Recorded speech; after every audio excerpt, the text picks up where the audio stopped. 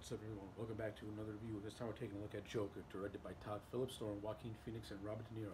And I'm going to do my best to make this review as short as I possibly can because I love Joker. This is my movie of 2019. I think Joker is like Logan. It is a movie that broke the rules, that tried to be something different.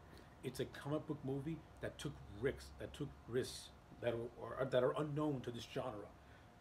Joker is a character study, a breakdown about somebody who is suffering from extreme mental illness, and we see that gradual decline of that person's sanity. And Joaquin Phoenix's performance as Arthur Fleck, the man who will become the Joker, brilliant. Absolutely brilliant. Joaquin Phoenix steals the show as Joker. His performance is mesmerizing. You can tell that this was a project that Joaquin Phoenix was completely passionate about. You can just see the work he put into this movie. You know, just what Joaquin Phoenix did to the physical transformation Joaquin Phoenix did to become the Joker is ridiculous. Pure and simply ridiculous. This man submersed himself into this role, and you can clearly tell that he had a love and reverence for this material and for this project. This entire review can just be me gloating about how Joaquin Phoenix stole the show. But like I said, I want to speed this review along and not dwell on things for so long. But Joaquin Phoenix, as his performance, beautiful, breathtaking. The relationships that he has in this movie are all well done. I like the relationship with his mother. I like how pretty much the starting point of his decline all starts with his mother and the lies that he eventually finds out that his mother been telling him.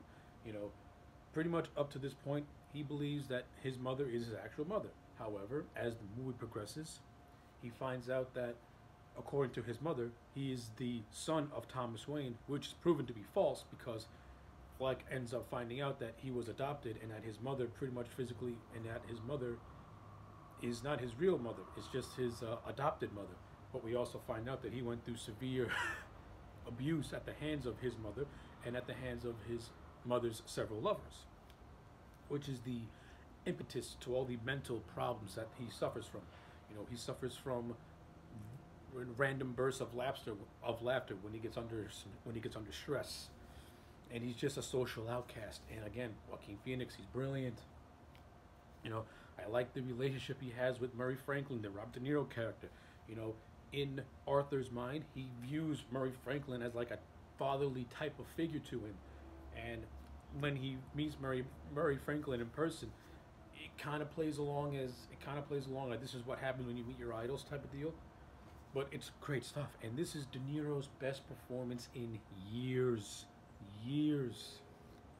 You can clearly tell that De Niro is actually giving a shit and is actually putting in his A work in this movie. Because he actually has some material to sink his teeth into. And the last 20 minutes of this movie, when he and Phoenix are sharing screen time together and having the conversation that they have while Joaquin Phoenix is in full Joker regalia, brilliant, great stuff. And that's when De Niro's acting truly shines, and that's where Joaquin Phoenix is really in Joker mode. And it's just a great, fabulous scene, which eventually leads to him shooting Murray Franklin on the air, and a nice little reference to the Dark Knight Returns, where Joker shoots the talk show host and kills his doctor in that comic book, which is great stuff. So I love it. I like the little references this movie has. Great stuff. But it doesn't you know, rely on those references a lot. It tells its own story, but it has those little Easter eggs for the fans, which I appreciate and which I love. Another thing I like about this movie, has a really good support. It has a good supporting cast, and I also like what they did with Zazie Beetz' character Sophie. So, pretty much for a good portion of this movie has us believe that Arthur and Sophie are in a developing romance. You know, he's enamored with this woman, almost obsessive, to the point where there is a scene where he's pretty much stalking her and her daughter. And you know, he invites her to a comedy club, and they develop a relationship. But at the midway point of the movie, it's revealed that this was all in Arthur's mind, that this relationship never really happened, and that the first and last time he saw Sophie was in the elevator when they had a brief conversation. Other than that, all the relationship all played out in his mind, further explaining just the deteriorating mental the deteriorating mental health that he has, and the fact that he's just losing his sanity, just minute by minute, day by day. He's an outcast by society. He's in a world that does not want him nor appreciate him. This is a Gotham City that is just on the brink of war within itself. The haves versus the have-nots. You have Thomas Wayne running for mayor, and this Thomas Wayne, played by Brett Cullen, is not the Thomas Wayne that we're all used to. This Thomas Wayne is a little bit more. He's more dickish in a way. You know, he's not afraid to, and it's especially very prevalent where he pretty much describes the whole city as being a bunch of clowns. After Arthur, in self-defense, shoots down these three guys in a subway, and of course those events lead to a protest that happens. Like, Arthur's actions are becoming like a symbol of rebellion against against Gotham City's lower half, rebelling against the rich half, because it's revealed that the three people Arthur killed were employed by Wayne himself. So it's becoming like the rich versus the poor type deal, and Arthur is starting this revolution in a way, unintentionally starting a revolution in a way. He doesn't really embrace it till like the end of the movie, which is great, which is just great stuff. But the overall aesthetic of this movie, outstanding. This movie's got brilliant cinematography. They really captured that gritty, just disgusting Gotham City in this movie, and it looks fantastic. I love the look of this movie. It's grounded, it's gritty. Todd Phillips did an amazing job at capturing the essence of what a down and just rotten place Gotham City can really, really be. Beautiful stuff. The supporting cast in this movie, I thought they all played their roles exponentially well. I particularly like the character of Gary, who's like this little midget guy, and he's the only person that was ever really nice to Arthur. And in the scene where when they were the character of Gary and some other guy who had given Arthur a gun, and that's what ultimately led to Arthur losing his job. They come to console Arthur. Arthur just kills the fat guy, but he scares Gary. But he also says, "Nah, Gary, I'm just joking, because you're the only person that was actually ever nice to me my entire life." So he kind of spares Gary's life. It's actually a really darkly funny scene, and I really love it a lot.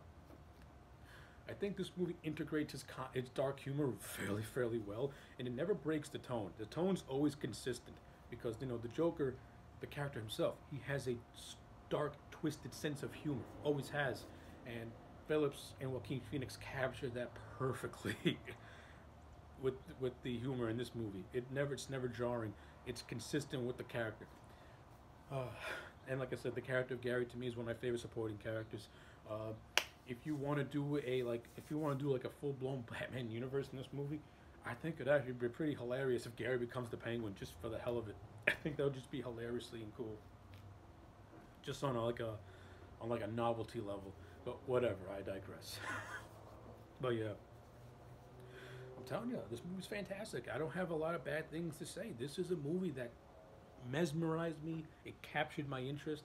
On a first viewing, it captured my interest. On a second viewing, it captured my interest again, because now I was actually really able to examine it and study it, and I'm like, my thoughts and opinions of this movie, they have not changed at all. They really have not changed. This movie is like Logan, where my love for it grows after every viewing. It doesn't go down, it grows. This movie stayed with me the first time, and it's staying with me the second time.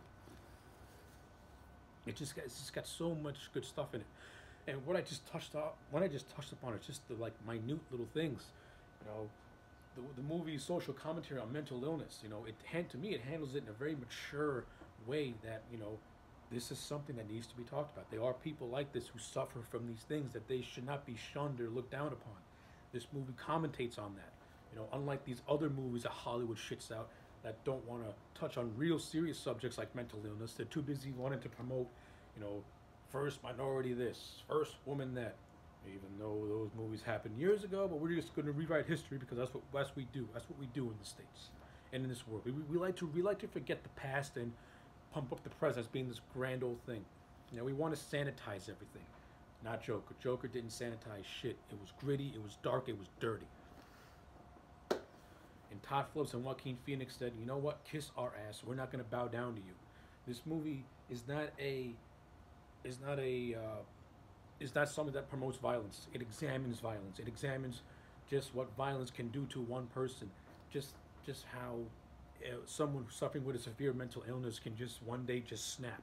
How one bad day can just affect somebody whose entire life has been affected with just negativity all his life. You know, all he has is negative thoughts, and nobody cares about Arthur until the end of the movie where he embraces his transformation into the Joker and becomes the symbol of anarchy and chaos, which is what the Joker is. And it's a great ending. Great, great, great ending. Oh yeah, so those are my thoughts on the Joker. Clearly, this movie is a perfect 10. I love it. This is my movie of 2019. To me, this is one of the best comic book inspired movies to ever be put on film. I hold it in high regard as Logan. So yes, those are my thoughts on Joker. Let me know yours in the comment section down below. Do you like it? Do you hate it? I would like to know. Like the video and subscribe. And I will check you back next time for more.